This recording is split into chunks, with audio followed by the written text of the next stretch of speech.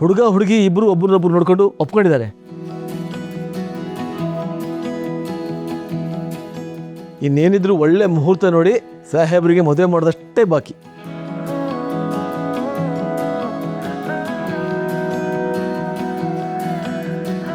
ಹೌದೇನೋ ಸಂಜು, ಒಳ್ಳೇದಾಗ್ಲಿ ಕಂದ. ರೀ, ಎಷ್ಟು ಸಿಹಿ ಸುದ್ದಿ ಹೇಳಿದ್ದೀರಾ.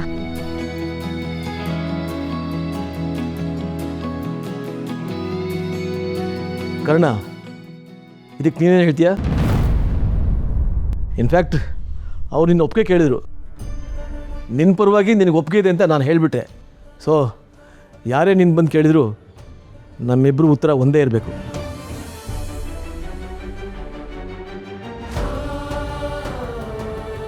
ಇದರಲ್ಲಿ ನನ್ನ ಒಪ್ಪಿಗೆ ಕೇಳೋದು ಏನಿದೆ? ಇದು ಖುಷಿ ವಿಚಾರನೇ. ಸಂಜು ಮದುವೆ ಆಗ್ತಿದ್ರೆ ಅದೇ ಒಂದು ಖುಷಿ ವಿಚಾರ. ಎಲ್ಲ ಒಳ್ಳೇದಾಗಬೇಕಷ್ಟೇ. ಈ ಮದುವೆಗೆ ನನ್ನ ಫುಲ್ ಸಪೋರ್ಟ್ ಇದೆ.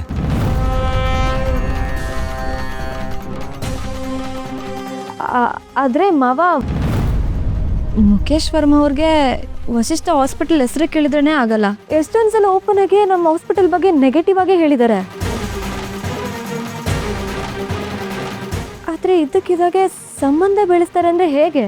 ನೋಡು, ವೃತ್ತಿನೇ ಬೇರೆ, ವೈಯಕ್ತಿಕ ಸಂಬಂಧನೇ ಬೇರೆ. ಅವರಾಗೆ ಮುಂದೆ ಬಂದಿದ್ದಾರೆ ಅಂದರೆ ಮನಸ್ಸಿನಲ್ಲಿ ಏನೂ ಇಟ್ಕೊಂಡಿಲ್ಲ ಅಂತ ಅರ್ಥ. ಈಗ ನೀನು ನೆಗೆಟಿವ್ ಆಗಿ ಮಾತಾಡಿ ನಮ್ಮ ಮನಸ್ಸನ್ನು ಹಾಳು ಮಾಡಬೇಡ. ಆದರೆ ಮಾವ, ನನಗೆ ಯಾಕೋ ಸಂಜು ಹುಡುಗಿನ ಒಪ್ಕೊಂಡಿದ್ದಾನೆ. ಇಬ್ಬರು ಒಪ್ಕೊಂಡಿದ್ದಾರೆ ಅಂದಮೇಲೆ ಒಳ್ಳೇದೇ ಅಲ್ವಾ?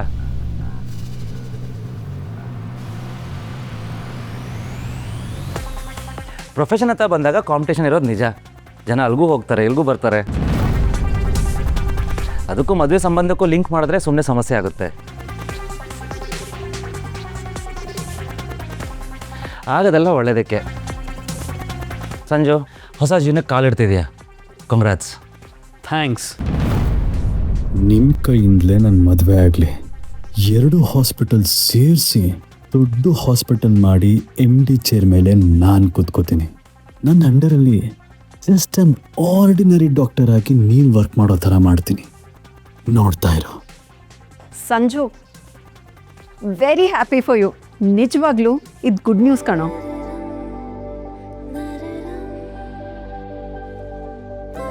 ಮತ್ತೆ ಈ ಸುಮತಿ ಆ ಕಡೆ ಕೇಳಿದ್ಮೇಲೆ ಸುಮ್ಮನೆನಾ?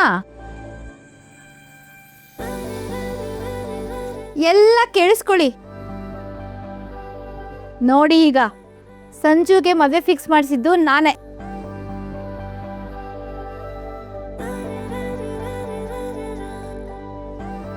ಸಂಜು, ಮದುವೆ ಆದ್ಮೇಲೆ ಬೇರೆಯವ್ರ ಥರ ಸ್ವಾರ್ಥಿಯಾಗಿ ಈ ಚಿಕ್ಕಮ್ಮನ್ ಮರಿಬೇಡ. Not at all. ನನ್ನ ಲೈಫಲ್ಲ ಹ್ಯಾಪಿಯೆಸ್ಟ್ ಶಿಫ್ಟ್ ಕೊಟ್ಟಿದ್ದೀರಾ. ನಿಮ್ಮನ್ನು ಮರೆಯೋಕ್ಕಾಗತ್ತಾ? Thanks for everything.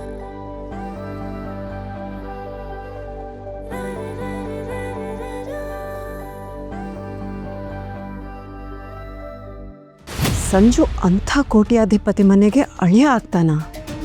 ಅಂಥವ್ರ ಜೊತೆ ಅಣ್ಣ ಸಂಬಂಧ ಬೆಳೆಸ್ಬಿಟ್ರೆ ಅಣ್ಣನಿಗೆ ಯಾರೂ ಏನೂ ಮಾಡೋಕ್ಕಾಗಲ್ಲ.